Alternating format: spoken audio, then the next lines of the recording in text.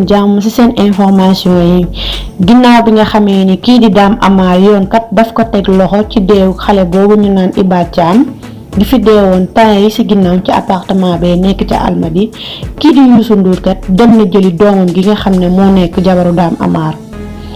comme ni ñu ko xamee kii di Youssou Ndour kat moo nekk papa yi ki nga xam ne moom la ñuy woowee Ndeye Soxna Ndour di jabaru Dame Amar. bépp parent maanaam yaay joo gis wala papa joo gis bu sañoon day jël doomam teg ko ci ay loxo yoo xam ne du am dara la ko fa metti xolu baay yëngu ndax fan yi yëpp bu ngeen seetloo ni réseaux sociaux yi ñekkuñ fi lu dul Dame Amar mi nga xam ne moo fekkee woon deewu kee nga xam ne mooy Iba Thiam looloo tax nag Youssou Ndour daal di jugal boppam yónneewul daal di jëli doomam ji nga xam ne mooy Ndeye Soxna Ndour daat koy indi këram ndax mën koo feggu mën koo jàppale ci li nga xam ne mooy naqar bi mu nekkee mën koo protéger.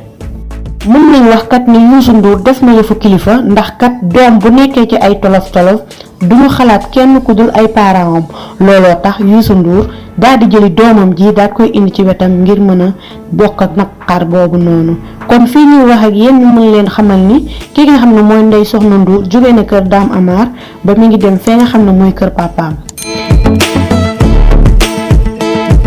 fii la ñuy yem ak yéen ci suñuy xibaar di leen jox dig daje ci suñu yeneen xibaar.